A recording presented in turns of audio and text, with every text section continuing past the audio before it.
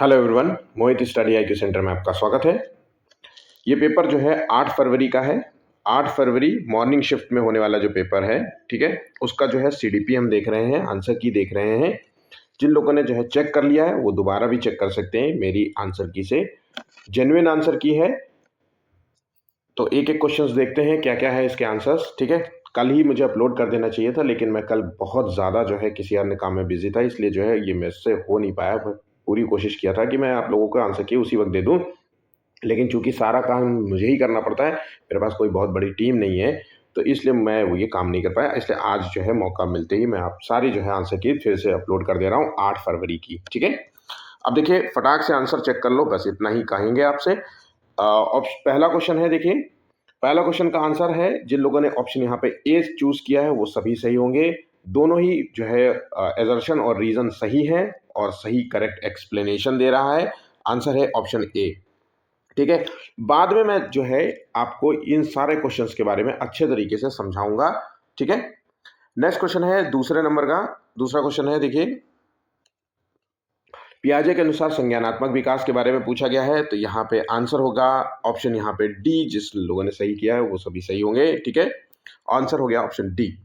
तीसरे क्वेश्चन का आंसर देखिए, तीसरे क्वेश्चन का आंसर है यहाँ पे शिक्षकों को विद्यार्थियों के बीच सहयोग और अंतःक्रिया से बचना चाहिए, ठीक है। तो क्या टीचर को शिक्षक शिक्षक को बच्चों के बीच सहयोग और समूह कार्य और अंतःक्रिया करने से बचना चाहिए?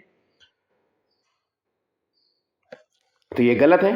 सीखना एक निष्क्रिय प्रक्रिया है, सीखना तो एक सक्रिय होता है, तो ये भी गलत हो गया। इस तरीके से हम देखेंगे तो दोनों ही जो कथन है वो गलत हो जाते हैं।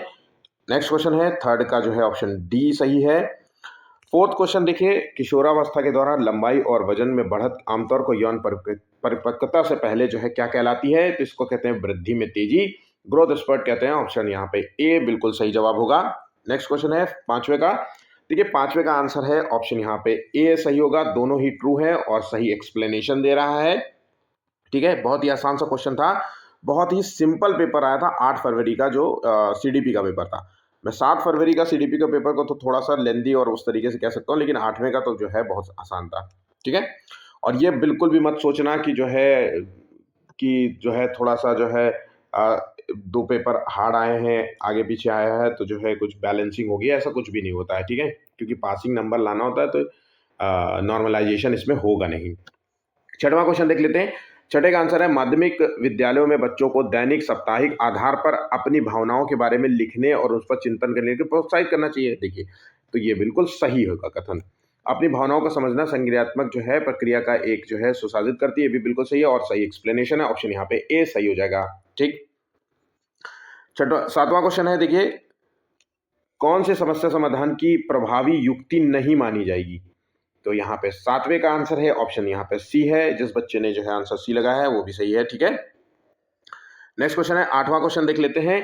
पियाजे के अनुसार जब बच्चे निगमन के बारे में सोचकर अपने दिमाग से परीक्षण सामान्यकरण करते हैं, मानसिक परीक्षण और प्रयत्नपूर्ण विधि में संलग्न होने में सक्षम होने के बिंदु तक पहुंचते हैं, वो किस अवस्था का है? तो आठवें का सही आंसर है ये औपचारिक संक्रियात्मक अवस्था का है। इसमें बच्चा देखिए निगमनात्मक तर्क दे रहा है और हाइपोथेटिकल क्वेश्चंस को सॉल्व कर रहा है, अमूर्त सोच है, ये सभी जो है बताता है कि पियाजे के अनुसार ये चौथे चरण में हो रहा है, ठीक है। आंसर हो गया ऑप्शन डी, 100% ये सही आंसर है, ठीक है। नवे क्वेश्चन का आंसर देख लेते हैं। नवे क्वेश्चन का आंसर है ऑप्शन यहाँ पे डी है। विद्यार्थी कुशलतापूर्वक और सार्थक तरीके से तब सीखते हैं जब उनकी प्रतिक्रियाओं और व्यक्तिपरक जो है अनुभवों पर ध्यान दिया जाता है और उन्हें महत्व दिया जाता है, ठीक है। मैंने कई बार जो है इस तरीके के क्वेश्चन बहुत बार कराए हैं, ठीक है। 10वां क्वेश्चन का आंसर है लॉरेंस कोहलबर्ग के अनुसार बहुत छोटे बच्चों की नैतिक तर्क शक्ति किस नैतिकता के इर्द गिर्द। अब बहुत छोटे बच्चे का मतलब प्री कन्वेंशनल लेवल की स्टेज की बात हो रही होगी भाई। प्री कन्वेंशनल तो यहाँ पे बच्चे में अहंकार की नैतिकता है, ठीक है। बच्चे में अहंकार की नैतिकता होती है। ये प्रारंभिक अवस्था में बच्चा जो है स्व केंद्रित होता है, वो सही और गलत को जो है लाभ या दंड के आधार पर देखता है कि मतलब मुझे है ना, पहला प्री कन्वेंशनल लेवल जिसमें दंड के आधार पर जो है वो अपने नैतिकता को पालन करता है, तो ये उसी का आंसर है। तो अहंकार इथिक्स ऑफ ईगोसेंट्रिज्म है, ठीक है। आंसर हो गया ऑप्शन ए। क्वेश्चन को सॉल्व करते हुए हिंदी और इंग्लिश दोनों पढ़ा करिए तो क्वेश्चंस गलत नहीं होंगे, ठीक है। अब तो खैर पेपर ही हो गया। अच्छा कमेंट जरूर करिएगा कि आपके कितने क्वेश्चन सही है। एक बात और, देखिए मैं आपको जो है आंसर की दे रहा हूँ, तो हो सकता है कि आपके आंसर की आपने जो भी आंसर्स लगाए हैं या किसी और टीचर से जो है अपने आंसर मैच कराए होंगे और आज मेरे मैच कर रहे हैं, तो हो सकता है कि उसमें थोड़ा विरोधाभास हो कि आपको लगे कि 10वें क्वेश्चन का आंसर ए ना होकर के बी है, बी ना होकर के सी है, ऐसा सोच रहे हो आप। तो प्लीज़ मुझे जो है आप कमेंट ज़रूर कर देना कि सर जो है मुझे 11वें क्वेश्चन में इश्यू है, 15वें क्वेश्चन में इश्यू है, 9वें क्वेश्चन में इश्यू है ना, 6वें क्वेश्चन में इश्यू, इस तरीके से मैसेज आप डाल देना। मैं समझ जाऊँगा कि इन क्वेश्चंस को मैं रीचेक कर लूँगा, एटलीस्ट मुझे, ठीक है? तो मैं रीचेक कर लूँगा और फिर मैं आपको पर्सन उसी तरीके से मैं कमेंट भी कर दूँगा कि इन क्वेश्चन का आंसर नहीं वही है कि गलत है, ठीक है? तो प्लीज़ मुझे कमेंट ज़रूर करना, किसी भी क्वेश्चन से रिलेटेड कोई भी इश्यू हो, एक छोटा-सा कमेंट ही तो आपको करना है, ठीक है? नेक्स्ट क्वेश्चन है 11वें का क्वेश्चन क्या देखिए, तो विविधता और समावेशन द्वारा शिक्षण और अधिगम में सुधार होता है, बिल्कुल सही बात है। विविधता परिस्थितियों में संवाद में संलग्न होना बच्चे की समालोचनात्मक और रचनात्मक रूप से सोचने की क्षमता में बाधा डालता है, नहीं। आंसर हो गया ऑप्शन सी। बहुत ही आसान सा क्वेश्चन था। 11वां क्वेश्चन है, 11वां हो गया ना, 12वां क्वेश्चन का आंसर है देखिए, अब यहाँ पे which is the following the effective teaching strategies to cater to diverse need of learners in classroom. यहाँ मतलब है कि कक्षा में शिक्षार्थियों की विविध आवश्यकताओं को पूरा करने के लिए निम्नलिखित में से कौन सा प्रभावी शिक्षण रणनीतियां हैं। तो देखिए यहाँ पे 12वें का जो आंसर है वो है ऑप्शन यहाँ पे सी, इसका सही होगा। ए और बी मानकीकृत जो है पाठ्यक्रम चर्चा जो है नहीं होगी, ऑप्शन ए और सी होगा, ऑप्शन यहाँ पे सी सही जवाब है, ठीक है। नेक्स्ट क्वेश्चन है 13वां क्वेश्चन का देखिए, 13वें क्वेश्चन का आंसर है संरचनावादी सिद्धांतकारों के अनुसार, संरचनावादी मतलब कंस्ट्रक्टिविज्म। अब यहाँ पे क्या होता है, ये बच्चों में दुनिया को समझने की स्वाभाविक प्रवृत्ति होती है, ऑप्शन यहाँ पे ए सही होगा, ना कि आंसर है यहाँ पे डी बच्चे ने लगाया वो गलत है। 14 क्वेश्चन है प्रभावी समस्या समाधान के लिए आमतौर पर इस्तेमाल की जाने वाली दो प्रभावी जो है रणनीतियां कौन सी है। तो 14 क्वेश्चन का सही आंसर है ऑप्शन यहाँ पे ए है, स्वानुभाविक और कलन विधि इसका सही है, ह्यूरिस्टिक्स एंड एल्गोरिदम। आंसर हो गया ऑप्शन ए, 14 का ए। नेक्स्ट क्वेश्चन है 15वां क्वेश्चन है देखिए, एक शिक्षिका एक पाठ की समझ के अलग अलग स्तर पर विद्यार्थियों के एक समूह के लिए एक पाठ योजना तैयार कर रही है। लेव वाइगोस्की सिद्धांत के अनुसार इस जो है पाठ योजना को बनाते समय शिक्षिका को निम्नलिखित में से किस बात विचार पर ध्यान देना चाहिए। तो देखिए इसका सही आंसर क्या है, इसका सही आंसर है 16वें का जो है आंसर होगा ऑप्शन यहाँ पे, नहीं माफ करना, 15वें का आंसर होगा, थोड़ा सा ये जो है 15वें का आंसर हो गया ऑप्शन सी, ठीक है, ऑप्शन यहाँ पे सी सही जवाब होगा। नेक्स्ट क्वेश्चन है 16वें का, पढ़ने में प्रभाव की कमी, शब्दों का प्रत्यावर्तन और अनन्य मस्तिष्कता की प्रवृत्ति जैसे विशिष्ट लक्षण जो है किसकी पहचान है। तो 16वें का आंसर है पठन वैकल्यता की है। देखिए पढ़ने में प्रकार, तो यह डिसलेक्सिया है आंसर, ठीक है, पठन वैकल्यता, ठीक है, या पठन अधिगमता कह सकते हैं। नेक्स्ट क्वेश्चन है 17वां,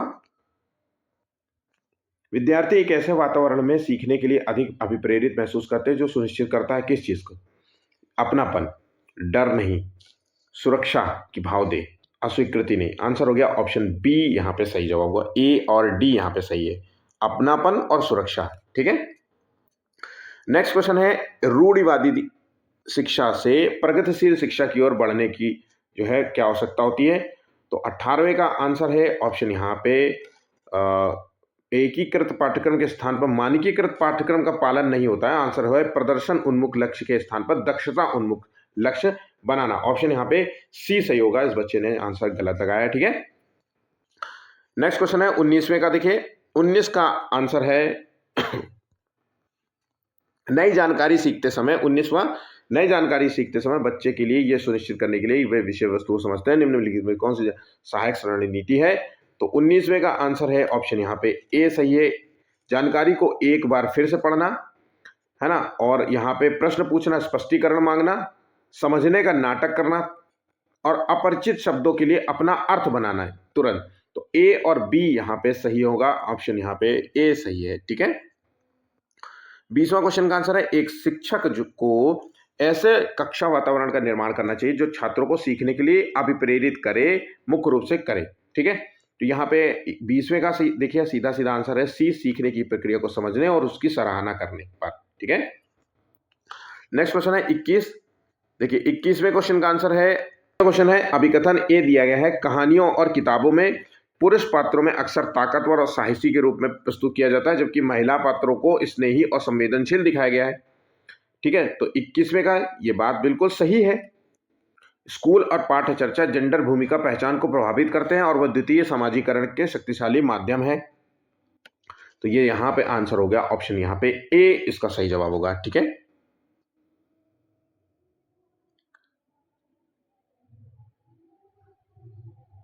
नेक्स्ट क्वेश्चन 22वां क्वेश्चन है, पठन वैकल्य से जूझ रहे बच्चों में ध्वन्यात्मक जो है प्रसंस्करण से में परेशानी होती है। तो पठन वैकल्य से जूझ रहा बच्चा है तो ध्वनि वाले जो है इसमें परेशानी होगा, शब्दों को डिकोड करना उसके लिए मुश्किल हो जाता है। तो 22वें का देखिए आंसर है ऑप्शन बी, ये सही कथन है। सभी बच्चों को उसकी रुचि और क्षमता के क्षेत्रों में प्रोत्साहित करने से लाभ होता है, सही कथन है, लेकिन व्याख्या नहीं हो रही है। ठीक है, आर जो है ए की व्याख्या नहीं कर रहा है, ऑप्शन यहाँ पे बी सही जवाब होगा। 23वां क्वेश्चन देखिए, समाजीकरण की प्रक्रिया में समकक्षियों की क्या भूमिका होती है। तो 23 का सही आंसर है, बचपन की तुलना में किशोरावस्था के दौरान समकक्षियों का समाजीकरण पर प्रभाव अधिक पड़ता है। आंसर हो गया ऑप्शन डी। 24 क्वेश्चन है, सीखने के बारे में निम्नलिखित में से कौन सा कथन सही नहीं है।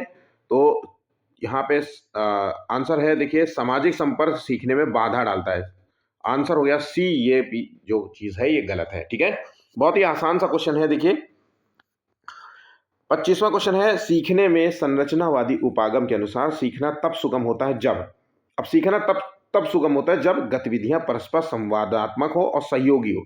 उसमें गतिविधियां जो भी कराए उसमें इंटरैक्टिव हो और कोलैबोरेटिव हो। ठीक है, 26 क्वेश्चन का देखिए आंसर 26वां, हालांकि लंबाई और शारीरिक रचना मुख्य रूप से विरासत में मिली विशेषता, अच्छे पोषण और व्यायाम पर फर्क पड़ता है। बिल्कुल सही बात है।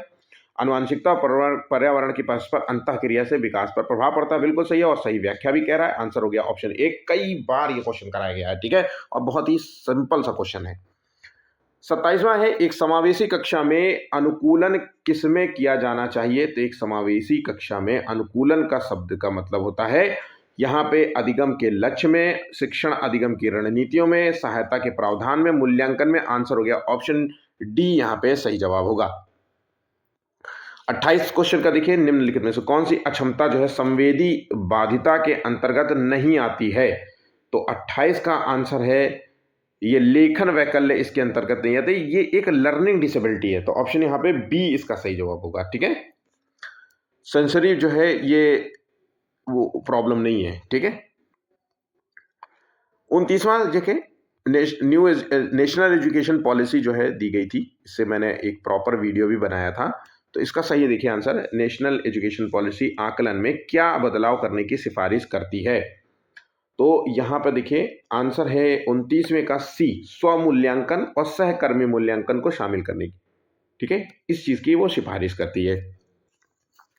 30 क्वेश्चन है, लेव वाइगोस्की के विचारों का पालन करते हुए एक शिक्षक ने उन छात्रों को सुझाव और संकेत देने का फैसला लिया जो किसी समस्या पे अटके हुए हैं। ठीक है, यहाँ पे अटके हुए हैं तो उस समस्या को फिर से हल करने का प्रयास करने का मौका मिला। ऐसा करने शिक्षक जो है आलंबन की अवधारणा का अभ्यास कर रहा है ना। आंसर हो गया ऑप्शन डी यहाँ पे सही जवाब होगा। ठीक है, तो इस तरीके के क्वेश्चन जो है आपके एग्जाम में आए थे और सभी जो है आंसर्स की जो है जेन्युइन है। तो आप अच्छे तरीके से चेक कर लीजिएगा, कमेंट करिएगा। किसी भी क्वेश्चन से रिलेटेड कोई भी इशू हो तो आप कमेंट और क्वेश्चन नंबर जरूर से जरूर जो है दीजिएगा।